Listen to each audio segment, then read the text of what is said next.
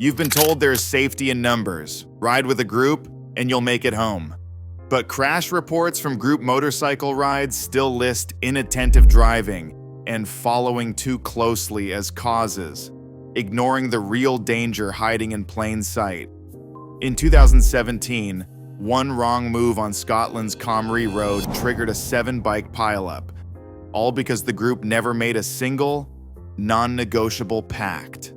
The one thing you must do before every group ride determines if you walk away or become a statistic.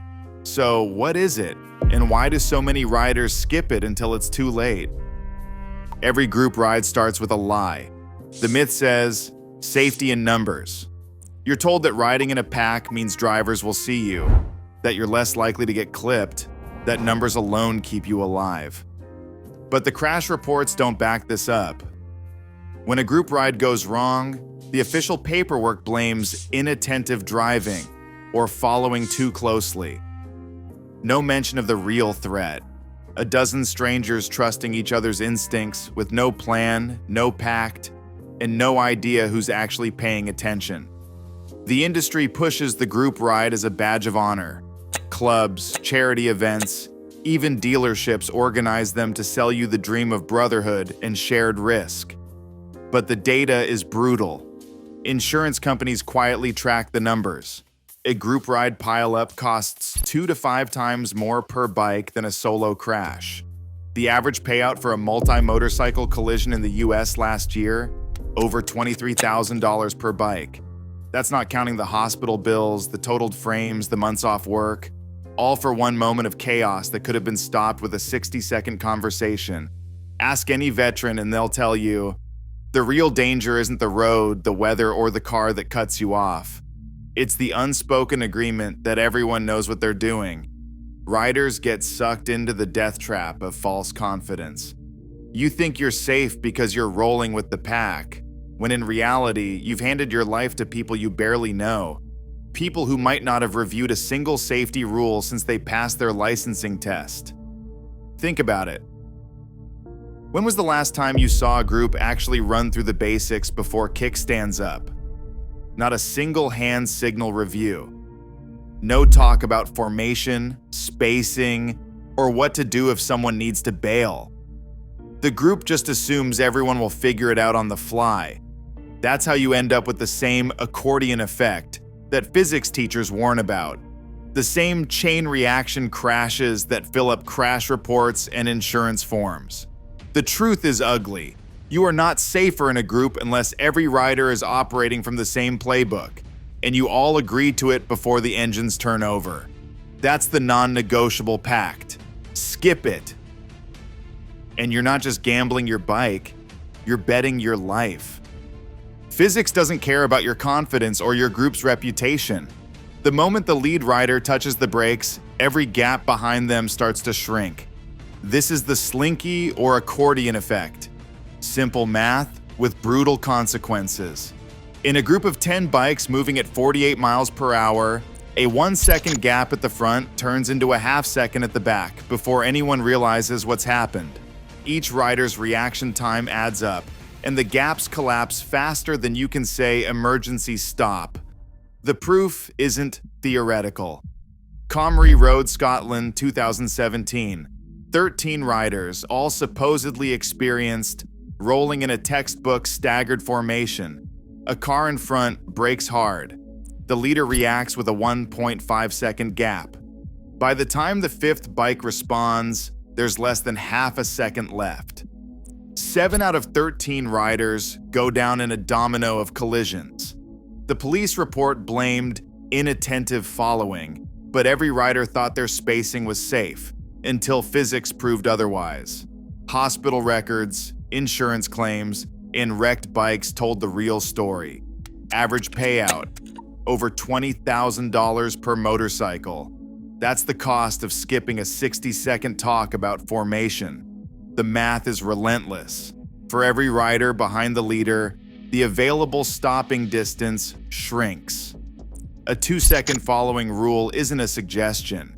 It's the only thing standing between you and a pile of scrap metal. The further back you are, the less time you have to react. In a group of 20 at highway speed, the last rider can lose more than a full second of reaction margin, guaranteeing a crash if the front hits the brakes hard. No amount of skill or bravado can outpace the numbers. That's why the first rule of any group ride is explicit. The ride leader must confirm the formation and set the spacing out loud before a single engine turns over. No silent assumptions. The only thing that keeps you out of the hospital is a clear, agreed-upon pact. Staggered formation, minimum 2-second gap, and a plan for switching to single file when things get tight. Skip this, and you're not riding in formation. You're lining up for a chain reaction. A group ride comes to a stoplight. 20 motorcycles, shoulder to shoulder, packed in tight. Everyone lines up nose to tail, trusting the group's rhythm. The brake lights flare, and for a split second, every rider is staring straight ahead, fixated on the tail light in front of them. Then it happens. A car barrels into the last rider, launching bike and body forward. The impact ripples through the line. One bike slams into the next, metal and plastic crunching. Riders pinned with nowhere to go. No time, no escape route. Just a domino of bodies and machines boxed in by the very formation that was supposed to protect them.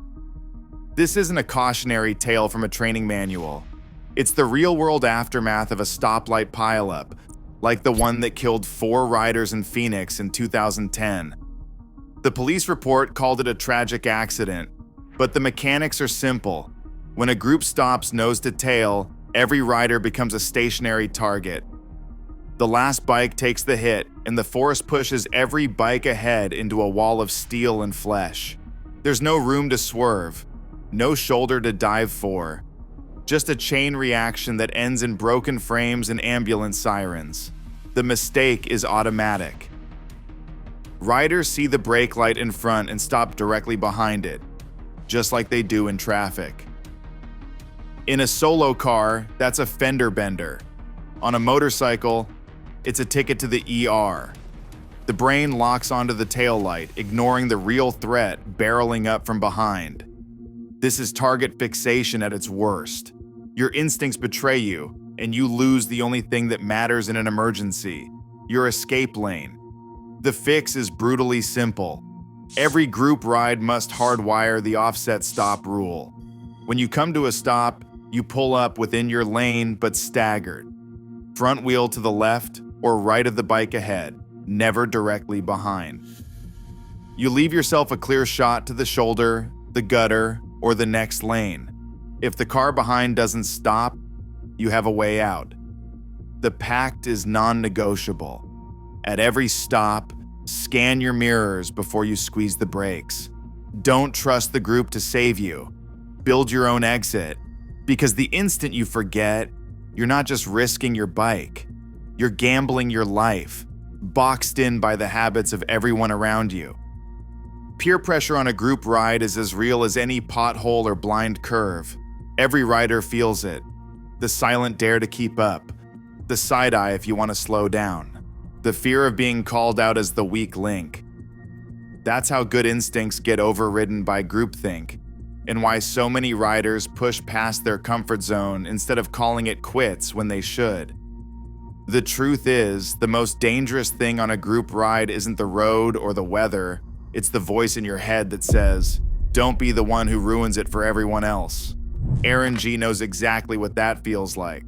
On a charity ride in Missouri, he watched the ride leader skip the safety briefing. When Aaron asked about hand signals, he got a shrug and a couple of jokes about new guy nerves. He thought about leaving, but the pressure was suffocating. Nobody else was backing out, and the last thing he wanted was to look soft. Still, something didn't sit right. He pulled out, gave a thumbs down signal, and rode off alone. 20 minutes later, the group hit a slowdown on the freeway. 4 bikes went down. 1 rider didn't make it.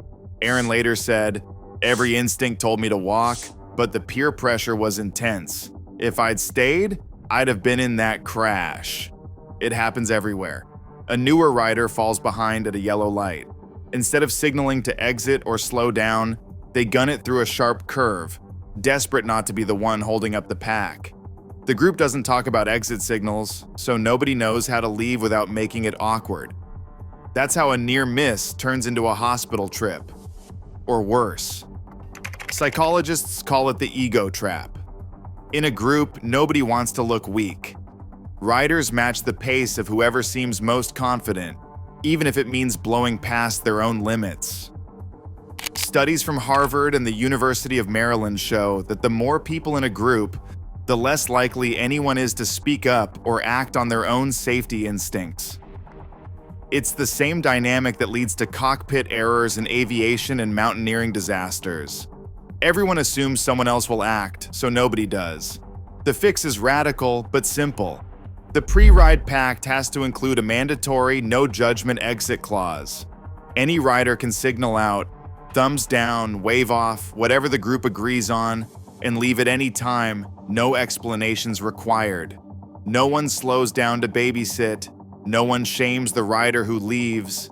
The group keeps rolling, and the rider who exits keeps breathing. That's not weakness, that's survival.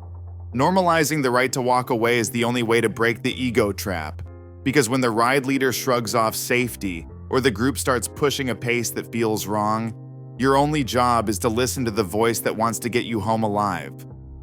Money is the one thing nobody wants to talk about on a group ride, right up until the bill lands in your lap. Insurance adjusters don't care about brotherhood or good intentions. They care about numbers. Last year, the average claim for a multi-bike pileup in the US came in at $23,770 per motorcycle.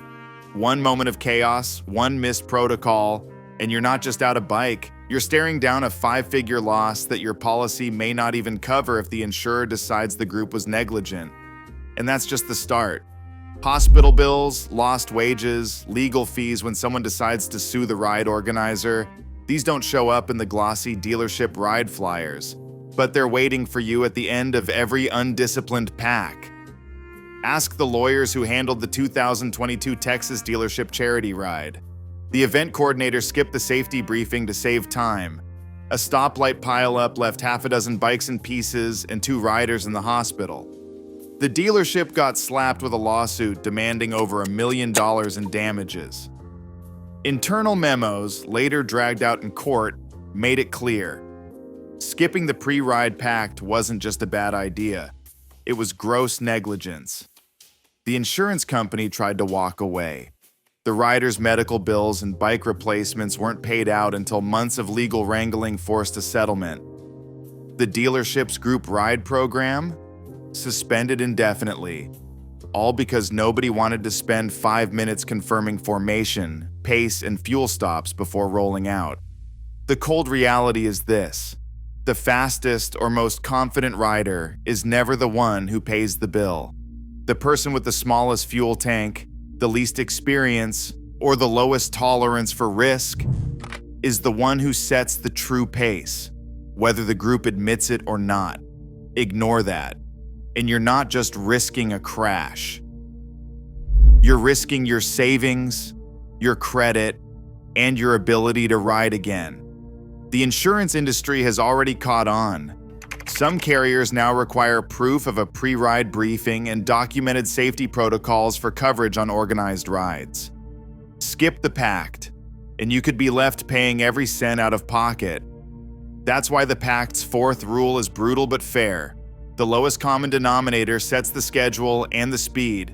If your bike needs gas every 90 minutes, the group stops every 90. If you're not comfortable at the front runner's pace, the group slows down or splits. The ride is only as safe as the most vulnerable member, and the financial fallout lands on everyone when that truth gets ignored. There's no glory in bankruptcy. The only thing that keeps your wallet and your body intact is a group willing to drill the basics, agree on the rules, and stick to them like their lives depend on it. Because they do. Every group ride that skips the signal drill is running on borrowed time. The insurance companies know it. The lawyers know it, and if you've ever seen a pileup, you know it too. The only way to keep a group alive is to treat communication as law, not suggestion. Before the first engine fires, the leader calls for a 2-minute hand signal check. No exceptions, no excuses. 5 signals: stay, turn, hazard left, hazard right, in single file. Each rider demonstrates rapid fire down the line. If you can't show all 5, you ride at the back, or you don't ride at all. That rule isn't about humiliation, it's about survival. The last thing you want is a rider in the middle of the pack missing the hazard signal and veering into a pothole, or worse, into another bike. The Motorcycle Safety Foundation and every major insurer agree. Hand signals aren't optional. They're the backbone of group ride discipline. The ride leader and the sweep are responsible for enforcing this drill. If you're leading, you don't get to skip it because you're late or the group is getting restless. That's the same shortcut that ends with you in court, explaining why nobody reviewed the basics before the crash. Insurance adjusters are now trained to ask for proof, photos, sign-in sheets, even video of the pre-ride briefing. If you can't provide it, don't expect a payout when things go sideways. This isn't about being a control freak. It's about establishing the one non-negotiable pact that keeps people breathing. The ride leader has a job: run the drill, confirm everyone knows the signals, and make it clear. If you refuse, you're out. No drama, no debate. The group doesn't wait for you to learn on the fly. The sweep, usually the most experienced rider after the leader, backs this up. If a rider misses a signal during the ride, the sweep pulls them aside at the next stop. Second strike, you're at the back for the rest of the day or you're off the ride. Every club that's adopted this enforcement policy has seen their accident rates drop, sometimes to 0. There's a reason the legal and insurance world is clamping down. Multi-bike crashes are now seen as preventable, not just bad luck. The leader who skips the drill is the one who gets named in the lawsuit. The group that enforces the rule is the one that keeps riding season after season without a single ambulance call. The ultimatum is simple. If the leader won't run the drill, you leave. No ride is worth trusting your life to someone who can't spend 2 minutes confirming the basics. That's not stubbornness. That's self-preservation. In 2017, 7 riders crashed within seconds on Comrie Road. Official reports cited inattentive driving, but the real cause was a breakdown in group formation and communication. This documentary has shown that the so-called safety in numbers is a myth when group rides lack a formal pre-ride safety pact. The facts are clear. The accordion effect, as proven by crash data and physics, amplifies tiny mistakes into major pileups. Nose-to-tail stopping creates target fixation hazards, as documented in the 2015 Nevada pileup, and peer pressure often silences riders' instincts to exit safely. Still, some questions remain. Government crash statistics rarely track group ride dynamics, and enforcement of safety pacts is not standardized across clubs. What is proven? The 4 rules, formation, emergency stop, I quit clause, and pace, are the difference between a safe ride and another statistic. As long as these basics are ignored, the risks will remain. The evidence makes one thing clear: your safety depends on a pact, not on the size of the group.